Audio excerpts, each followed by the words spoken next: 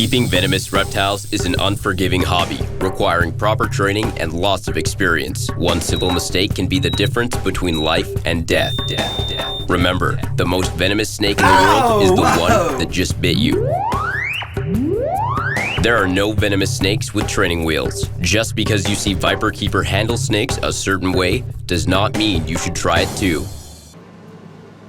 Well, when you keep a large collection of snakes, there's always things to do, and it always is very complex because you're working with a very dangerous species most of the time. Even Mr. Kazakanobi here is, will give you a nasty bite and knock you on your ass for a week or so, and anything we do here is difficult, and it's made even more complex by the fact that COVID is about and we don't really want to go to a hospital. Today's activities is to spot clean these Russell's Vipers cages and replace their water dishes, which they naturally think every time that I enter their cage there's going to be food, so they're expecting a treat, but they're not going to get a treat right now. What we are going to do is we are going to spot clean their cages and remove their old water dish and put a new one in. It's a pretty constant battle keeping water dishes clean and filled. The snakes are always interested in eating, and that one is not going to have any part of us today. Hightailing it out of there. Yep.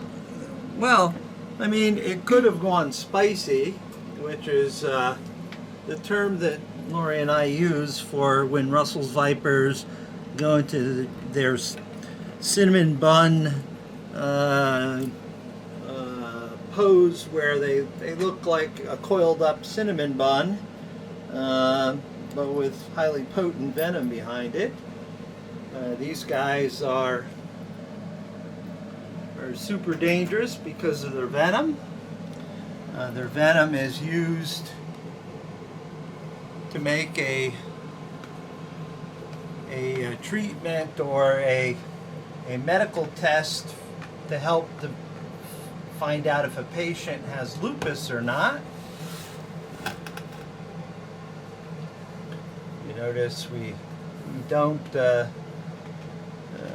even use our fingers when opening these cages. He's a little bit defensive. He might become offended, but I think he'll still eat if I offer him food later. So since the pointy end's over there, I'm not going to reach over top of him. What I'm going to do is, go in through the side door and remove the processed mice and put it into the bin.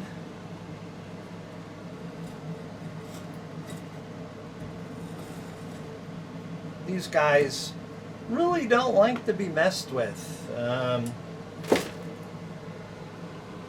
And with good reason. I don't really like to mess with them either, simply because they're so highly toxic. They cause an incredibly potent consumptive coagulopathy, causing you to sort of bleed from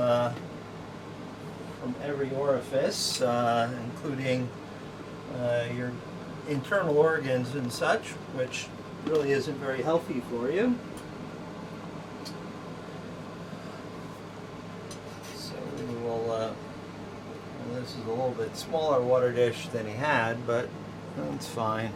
These come from a dry area in Pakistan, so I think it's quite okay if the water dish is a little smaller. They do get quite a bit of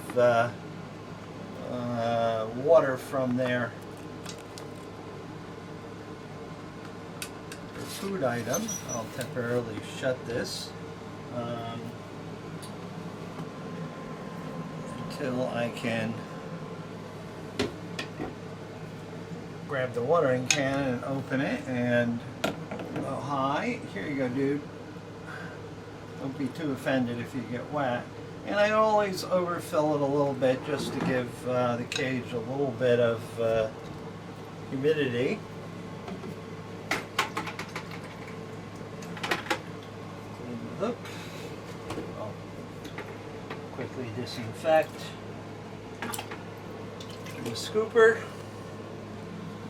Simply because although these guys have been in captivity now, well, I've had them since 2019. But I just like to make sure that I'm not transmitting something bad or nasty from cage to cage. That's a bit scary.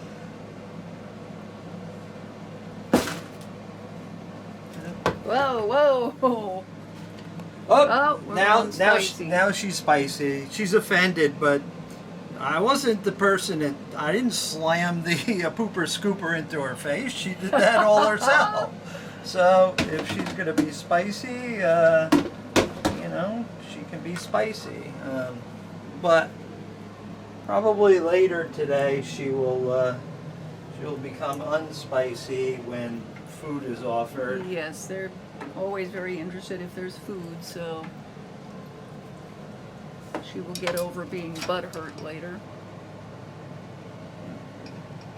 With this,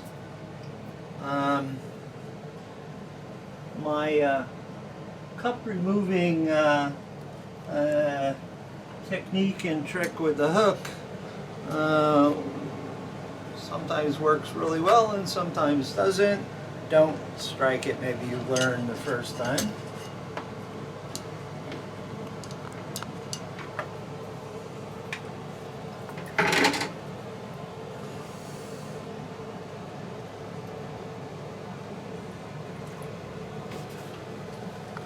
I have these guys on a different substrate, although I really sort of regret using this kind of substrate. I found it to be really very, very dry for them.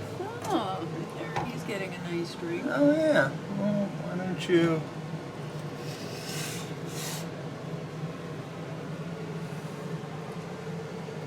Here, actually, what I'll do is maybe sneak up a little bit.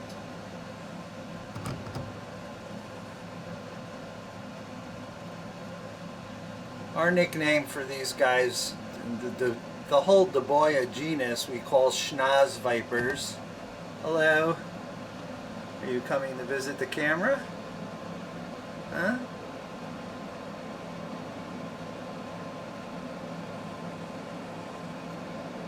Why don't you go back to drink?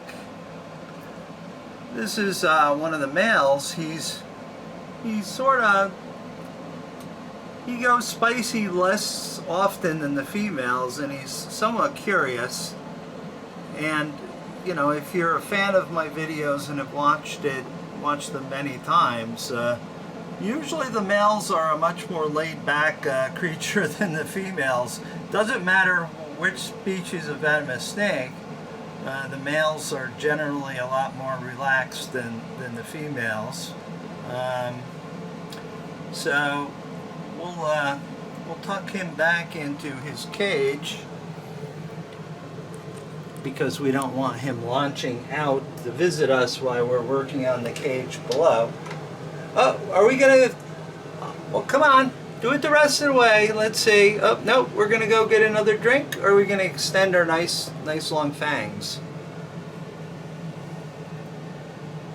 You going to go get another drink, huh? Oh, you were just interested because it was something unusual and you thought it might be something edible. Huh? Was that it? Now he doesn't want anything to do with us because we don't have food. No food. No Go food. away. Just leave me alone. Unless you have food. Okay, so I'm going to shut this. Boy, they mess their windows up so quickly. Well, yeah, I mean, this is part of the reason why I'm cleaning the utensils in between cages, because I don't know why they're so mucusy. You know, I don't think they have a respiratory infection or anything like that, but they seem to be a bit more mucusy than one would think. So we're just really cautious, and you got your head on poop back there, so I'm just going to leave your head alone and not come over and bother you by trying to extract that. I see you moving your head back and forth, trying to figure out whether this is a food visit or, oh, we decided that it was maybe a food visit. This wasn't a, look, yeah, well, you get substrate in your mouth when you miss the target, dude, or young lady. That's one of the females. You know, part of it is that wasn't a defensive strike in any way, shape, or form. That was, oh, well, is this some food sort of a strike?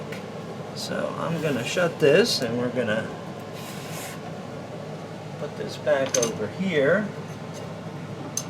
And try to level it out without getting substrate in it. And a little water.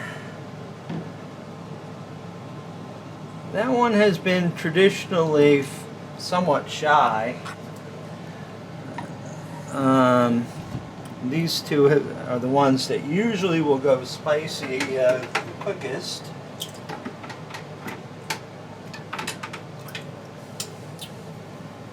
Okay, so you don't really have a whole lot of poop in there, do you, dude?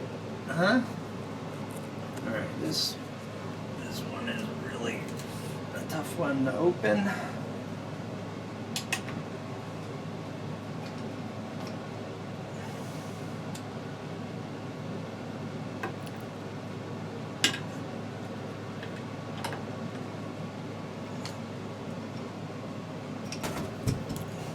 Well, Oh, well. I told you ahead of time that Best laid plans. my technique isn't perfect.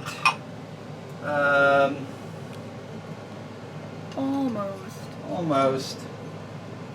Yeah, this carpet is a disaster in here. It was here in the room, and I never pulled it out prior to the snakes going in, and I probably should have.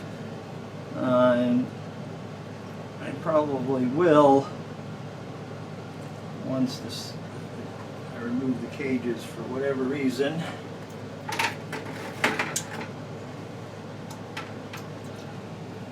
Okay, so no food right now.